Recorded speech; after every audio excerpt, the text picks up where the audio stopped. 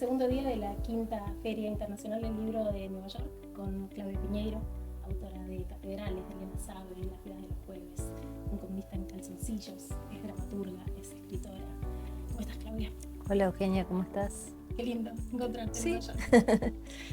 Sos una de las autoras, la autora, si hablamos de otras mujeres, pero uno de los autores argentinos más traducidos en los últimos 10 años de toda la literatura argentina, junto con Biblia, con Aira, con grandes nombres.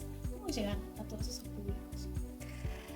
Bueno, es bastante impactante por distintos motivos. Uno es porque el orden de las novelas es absolutamente diferente, ¿no? Capaz que yo en Buenos Aires estoy hablando del Tiempo de las moscas, pero si viajo ahora a Inglaterra voy a hablar de Una suerte pequeña, que es el último que salió ahí, o acá en Estados Unidos hablaría también de A Little Luck, que es la última novela que salió en inglés.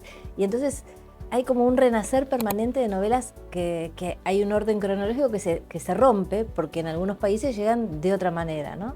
Ahora, por ejemplo, tradujeron por primera vez al Mozambique, o sea, es en portugués que se habla en Mozambique, y si no me equivoco es Las viudas de los jueves, que es una novela también, ¿no? Tu primer bestseller en Argentina. Sí, entonces es como, de nuevo esta novela, ¿no? Lo mismo pasa con las películas, las series, porque Las viudas de los jueves tiene ahora una versión en Netflix de serie mexicana, que parece que en México la está viendo todo el mundo porque me llegan mensajes mexicanos por todas las redes, y vuelve a nacer una historia que para mí ya estaba como, dormida, ¿no? De alguna manera. Y que además ya había tenido su adaptación cinematográfica por Piñeiro. Sí. Así que ya tenía una adaptación audiovisual. Sí. ¿Y cómo es hoy la recepción? 20 años después de esa novela, ¿qué nos metes con las diferencias de clase de la Argentina, en un momento muy específico? Claro, la novela está muy fechada en el 2001 de la Argentina y está fechada en ese momento para contar los 10 años anteriores, los 10 años de lo que era la convertibilidad, etc. Es algo muy típico de allá, pero que se traslada a todos los países. En todos los países hay momentos de prosperidad y después viene una crisis y mucha gente que hizo dinero de determinada manera se siente desarmado porque todo lo que era en función a los bienes que tenía.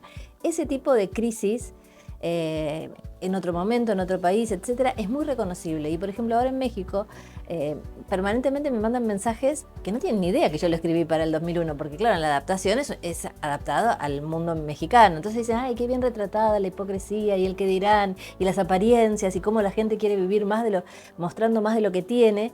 Y ellos lo refieren al momento actual, ¿no? Seguramente en este momento en México, bien adaptada, como habrá sido bien adaptada por Hinojosa, refleja un momento del país, ¿no?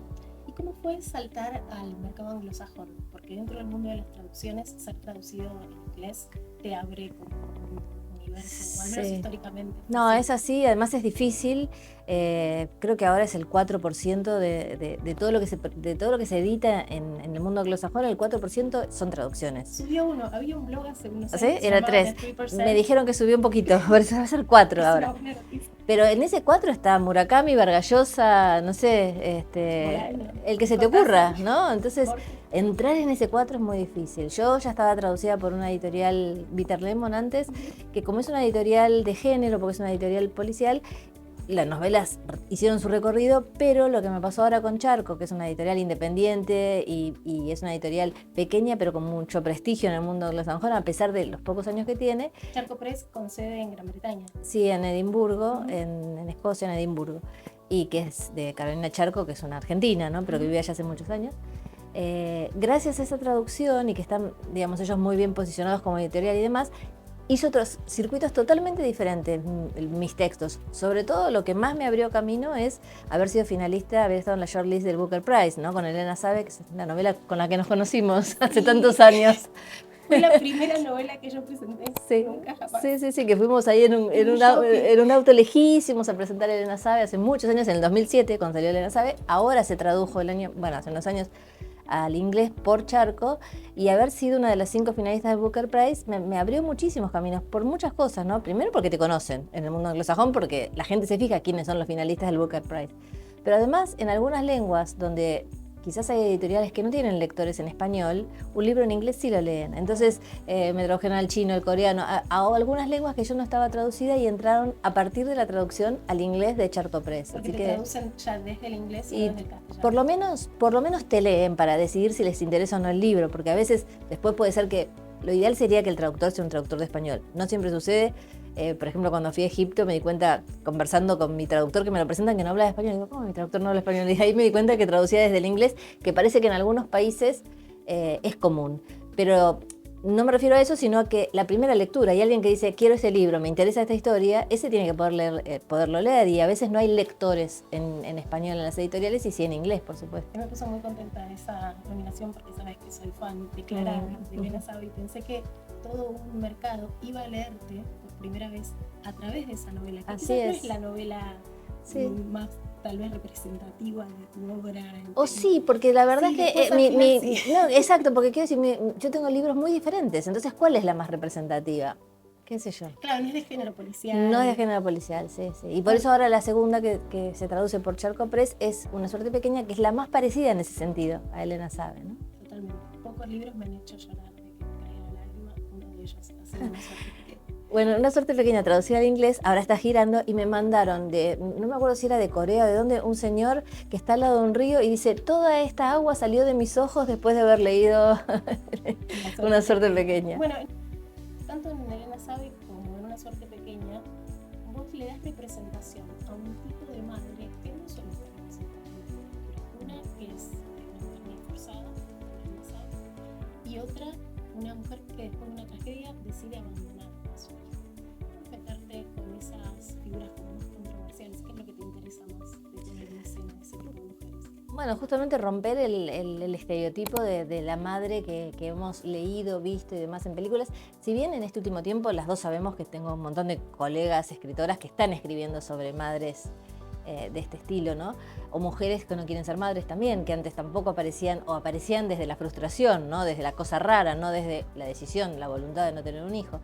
Pero me parece que primero apareció ese estilo de mujer, la que no quiere tener un hijo, y recién ahora están un poco floreciendo por distintas literaturas las madres controvertidas, ¿no? Las controvertidas con el rol de la maternidad, ¿no? Porque también creo que es un tema muy difícil de tratar, porque parece que cuando vos tratás este tema, estás también hablando mal del hijo o de la hija que nació. Entonces es difícil separar y decir, yo no estoy conforme con haber sido madre, yo no estaba preparada para la maternidad porque parece que eso indica que no querés a ese hijo que tuviste o no querés a esa hija que tuviste. También podríamos hablar de eso, porque también debe haber madres que no quieren a sus hijos, las hay por supuesto, porque hay un vínculo difícil, pero todos esos temas que implican están por fuera de la salirse de la norma, están por fuera de la representación y traen un montón de prejuicios sobre todo, ¿no? Sobre la monstruosidad de esas mujeres que no se adaptan al rol patriarcal, ¿no? De siempre.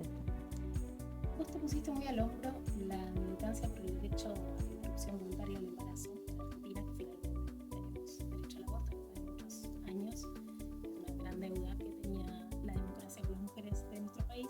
¿Cambió en algo la recepción de tu literatura después de esa militancia tan pública que hablaste en el Congreso? Fuiste muy la cara del movimiento, una de las, pero muy frente. Mira, durante los momentos más álgidos de la lucha, yo recibí montones de mensajes que me decían, no te voy a leer nunca más. Yo creo que esos que decían, no te voy a leer nunca más, no me leían antes, porque desde desde Elena Sabe, que es mi segunda novela, está el tema del aborto en la literatura, ¿no? Pero sí lo que cambió muchísimo es la composición de, al menos los lectores que yo veo, porque a lo mejor vos tenés lectores que no sabés, pero me empezó a pasar que iba a las ferias del libro y ya no eran solamente mujeres de determinada edad, con algún hombre mezclado, etcétera, sino que cantidad de gente joven, de chicos jóvenes y de chicas jóvenes que me conocieron por el activismo y después fueron a leer los libros. Eso fue interesante porque se abrió como otro tipo de lector y eso a mí me dio mucha alegría en un punto, ¿no? O sea, porque es la posibilidad de que te conozcan. A lo mejor si no te conocen, no saben cómo pensás, no les dan ganas de leer tu literatura porque a lo mejor sienten que está alejado de los problemas, de las cosas que les interesan, de los personajes que les interesan. Pero al verte en esa actividad, dicen, a ver esta persona que escribe, ¿no? Y entonces eso fue como una retroalimentación. Viajas un montón, vas a ferias, venís de dos ferias. Ahora hay algo, no sé si es una exigencia del mercado editorial, en mi caso sé que lo disfrutas mucho, pero que no alcanza con escribir, sino que hay que hacer de escritor o de escritora, ¿no? Tener una cuestión pública. ¿Cómo te llevas con esa imagen pública, con las redes? Por momentos, como decís vos, lo disfruto y me gusta viajar y me gusta acompañar a los libros y me gusta conocer los lectores de otros lugares, porque no son iguales los lectores. Esta semana yo estuve en Cali, en Bogotá, en Guayaquil y ahora en Nueva York y te encontrás con lectores bastante distintos. Y eso es interesantísimo, pero también es muy cansador y también es una exigencia que hay escritores que pueden decidir, no, yo no quiero hacer esto, que viajen mis libros. Realmente... creo que lo conversamos con muchos de mis amigos que son viajantes, son viajantes de comercio, no, viajantes de literatura, que se nota mucho en la evolución de un libro si vos lo acompañás que si no lo acompañás, ¿no? Por lo pronto hay lugares donde a lo mejor ni siquiera les importan si vos no vas a una... Vos vas a una feria y se ocupan de que estén tus libros. Si vos no vas a esa feria, a lo mejor no importa ese país los libros porque no tienen producción local. Entonces una manera de que los libros lleguen es que vos vayas a acompañarlos. Están dadas así las cosas. Yo respeto mucho el que no quiere viajar y que viajen los libros, pero por cómo es el circuito de la literatura hoy, tenés muchas más posibilidades de llegar a diferentes lectores si acompañás, ¿no? Lo de las redes es más relativo también, porque también en las redes se da mucho este contacto que tiene más que ver con el fan que con el lector profundo, ¿no? A veces hay fans que son lectores profundos, a veces hay solo fans y a veces hay lectores que no se animan a hablarte en las redes. No es lector profundo, ¿cómo es fan? Si no es lector. Porque vos te das cuenta porque no te hablan nunca de los libros, o sea, te hablan de otras cosas, ¿no? Que quieren la foto con vos, que quieren que le firmes el libro, pero cuando vas a hablar, pero no podés pasar después a la conversación de el libro en sí mismo, ¿no? O el libro está leído muy por encima, porque en realidad es... Y además se dan vuelta y a lo mejor tienen otro también, o sea, es como bastante... De autógrafos. Claro, hay también una cosa que lo propician las redes, ¿no? Que es esta cosa de tener siempre la foto con el autor, el libro firmado para la foto, ¿no? Porque, ¿no? Y me parece que a lo mejor nosotros teníamos otro vínculo con eso, ¿no? Del libro firmado, estar desesperado porque te lo firmen y después lo guardás y lo pones en tu biblioteca como una cosa muy especial, pero no se nos ocurre andar exhibiendo, ¿no? El libro firmado. Y ahora hay mucho de la exhibición, ¿no? Hablamos de tu militancia, pero pensando en la hora de escribir, ¿se te juega conciencia la dimensión política? Pienso en una novela como Catedrales, ¿no? Una gran crítica a la hipocresía de la Iglesia Católica, por ejemplo. ¿Cómo aparece esa crítica social o política en la ficción? Yo nunca lo hago voluntariamente. Quiero decir, no es que yo digo, voy a escribir una novela y quiero hacer esta crítica social a la Iglesia o a lo que sea, ¿no? Y entonces busco la historia para contar eso. A mí la historia me aparece con una imagen disparadora, y lo que sucede es que en las historias lo que después empieza a aparecer es, si es una historia muy contemporánea como El tiempo de las moscas, las dos mujeres, Inés y La Manca, que salen al mundo, se encuentran con los mismos problemas que nos encontramos todos nosotros. Entonces, no es que yo traigo esos temas a la novela como con forceps, sino que ellas salen y se encuentran con la violencia de género, con la transición de género, con la maternidad o la no maternidad, con los cuidados, con todos los problemas que contemporáneamente batallamos las mujeres.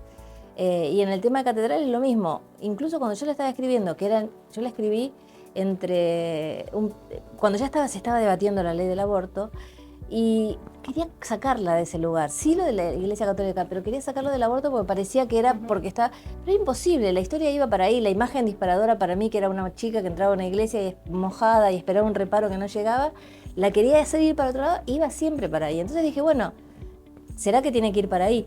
Entonces, en un sentido, vos decís, ¿es un texto político? Yo creo que sí que es un texto político, pero no es que yo me pongo a escribir pensando voy a escribir un texto político, sino que yo soy un animal político en un punto.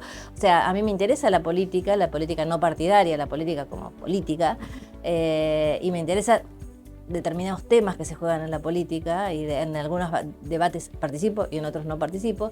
Entonces, esa misma persona es la que escribe, y cuando escribe se te mezclan esas cuestiones. Lo que tenés que tener mucho cuidado es de que tus personajes no tengan que asumir tus propias batallas. O sea, yo puedo elegir un punto de vista, puedo elegir mostrar esta situación de la Iglesia Católica, y puedo en el reino mostrar una situación de la Iglesia Evangélica, y puedo elegir puntos de vista de cómo recortar la realidad. Y bueno, esto es lo que voy a contar. Ahora, luego esos personajes tienen que actuar como corresponde al personaje, ¿no? Porque si no, terminás haciendo un panfleto, y eso no es, de ninguna manera, es literatura, ¿no? Mencionaste Al Reino, que es una serie que supongo que pueden ver Sí, distintos se puede ver en lugares todas porque partes. Sí. está en una Sí. The multiplataforma. Realm, creo que es el reino de Realm, algo así se dice en inglés. Ok, que es una serie que coescribiste Con Marcelo con Piñeiro, Marcelo sí. Piñeiro, y ahí también te metiste con algo menos conocido, al menos en Argentina, que es el creciente poder político de las iglesias evangélicas, que Sí. se vio mucho, bueno, para el ascenso de Bolsonaro en Brasil. Sí, y en Estados Unidos con Trump. Trump también tenía mucho apoyo Trump. de las iglesias evangélicas y es un fenómeno que se ve en toda Latinoamérica, ¿no? En toda Latinoamérica hay un gran peso de las iglesias evangélicas en la política, que no tiene que ver con la religión, con las personas que ejercen la religión, ¿no? Sino cómo la política se apropia de determinadas cuestiones y hace uso de eso, ya sea porque le dan votos, ya sea porque juntan agendas conservadoras, porque muchas veces lo que se hace es juntar agendas conservadoras y, por ejemplo, ir en contra del aborto, ir en contra de los derechos LGTB+, o de esas cuestiones que en general las políticas y las religiones conservadoras son por las que abogan, ¿no? Pero la pregunta ¿cuál era? Porque me fui para algún lado y no, ¿cómo es la recepción también?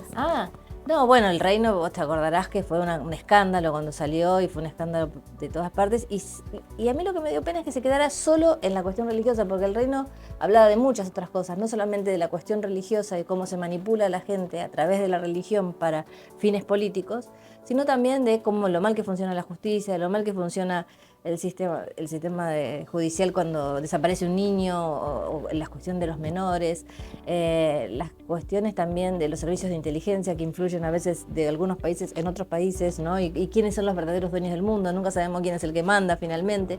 Todas esas cosas también estaban en la serie. Me parece que esta cuestión de la... Y la subordinación de los países periféricos también al poder Exactamente, central, ¿no? ¿Quién manda en el mundo de alguna manera? Y me parece que como lo de la religión era un debate que se notaba que estaba pendiente en la sociedad, el debate se fue todo para ese lado y los otros temas se exploraron menos, ¿no? ¿Cuál fue la lectura más rara que te han hecho? Porque está traducida a tantas lenguas, con culturas tan diversas. Mira, hace un rato te hablaba de lo de Egipto, ¿no? Que cuando fui a la Feria del Libro del Cairo, yo iba a presentar las vidas de los jueves, y no me acuerdo si la otra era Betibú o tuya o algo así. Y en el público había muchas mujeres, muchas tenían, ¿cómo se llama? Lo que usan en el cabello. Sí, lo que solo te deja... Bueno, algunas tenían solo el cabello tapado y otras solo los ojos, ¿no? Y todo negro y solo los burkas. Y entonces yo pensaba cuando estaba ahí, bueno, estas mujeres cuando lean el libro se sentirán que es algo que afina, algo extraño. ¿Cómo lo sentirán? Porque es un mundo tan diferente el que estoy contando, ¿no? Y cuando termina la charla, empiezan a levantar la mano, ya lo habían leído, ya se habían sentido identificadas, ya tenían anécdotas para contarme referidas a lo propio que hacía eco con lo que yo estaba contando en la novela, que dije, qué impresionante el prejuicio que uno puede tener por cómo te vestís, por la religión que tenés, por el país en el que vivís, que pensás, bueno, debemos ser muy distintos, muy distintas, y a lo mejor no somos tanto, ¿no? A lo mejor en el fondo todos tenemos las mismas inseguridades, los mismos problemas, los mismos conflictos. ¿Y cómo es hoy la circulación de la literatura escrita en español?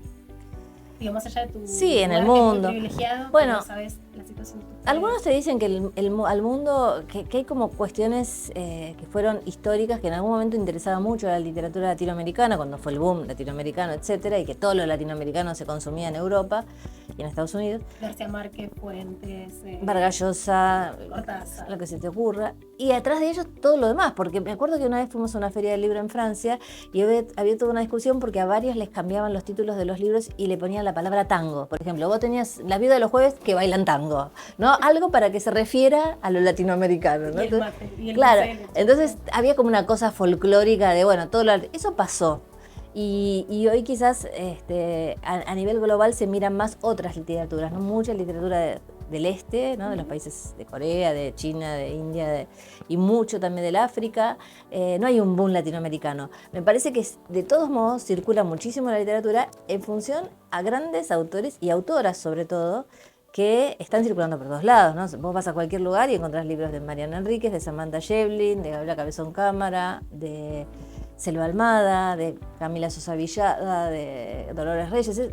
Esos libros es muy común que vos los encuentres en librerías de cualquier parte, ¿no? Y entonces hay una circulación, pero es en función a la literatura excepcional, de calidad, y etcétera, que escriben determinadas autoras. Digo autoras porque la mayoría son autoras, pero también hay autores, ¿no? Por supuesto que también hay autores que están circulando. ¿Y crees que es por la proliferación de nuevas editoriales chicas? ¿Y crees que es por la aparición de más editoriales independientes por fuera de los grandes sellos que replican o que eligen determinadas obras para que hagan sistema con otras? No sé si en el caso de circular por otros idiomas, pero sin duda el peso de las editoriales independientes para la circulación de la literatura en Latinoamérica fue crucial. Ya no te digo para que lleguen a otros lugares y se traduzcan, te digo para que circulen entre nosotros.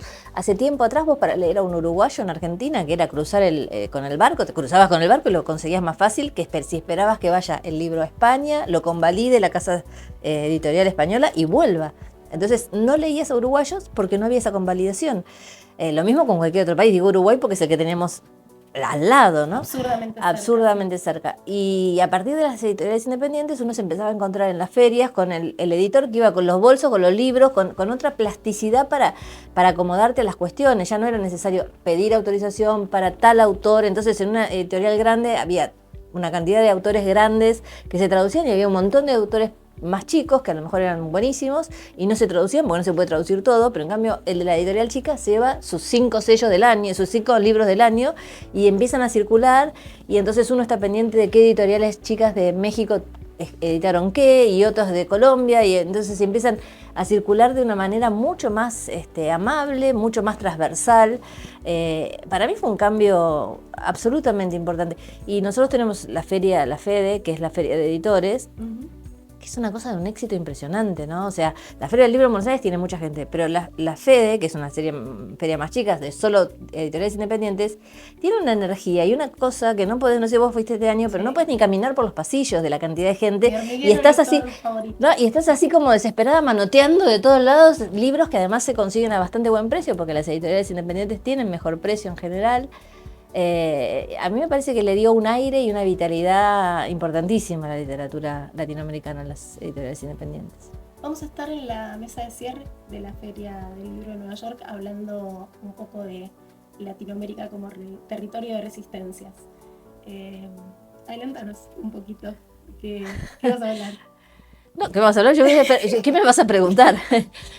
No, bueno, creo que hay muchas cosas para conversar y sobre todo que en los últimos tiempos Latinoamérica tiene cosas que van mejorando, derechos que vamos consiguiendo, situaciones que van siendo cada vez más amables con los ciudadanos, con las ciudadanas, y también retrocesos evidentes que uno espera que sea como la espuma de una ola que está pasando, pero no lo sabemos, ¿no? Y entonces cuando empiezan a aparecer en Latinoamérica miradas muy reaccionarias, muy ultraconservadoras, que vuelven a poner en discusión no solamente los derechos de las personas, de las mujeres, de las comunidades LGTB+, sino incluso cuestiones legales como es un juicio a las juntas militares y determinar que fueron genocidas y criminales de guerra determinadas personas en la Argentina, que desaparecieron a 30.000 personas y tienen niños todavía apropiados, etcétera. Se vuelve a poner en discusión, uno dice, pero ¿cómo podemos estar discutiendo eso? Si eso ya lo habíamos conversado y ya estábamos hubo un juicio, se declaró culpable a toda esta gente, ¿qué más tenemos que discutir?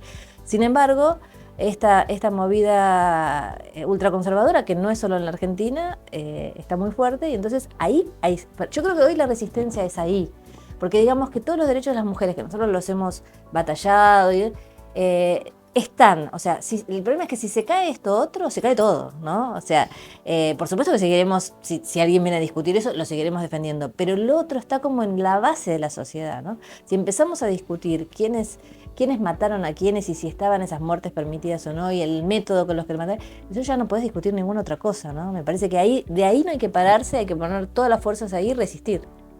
Resistiremos. Muchísimas gracias, un placer conversar contigo, como siempre.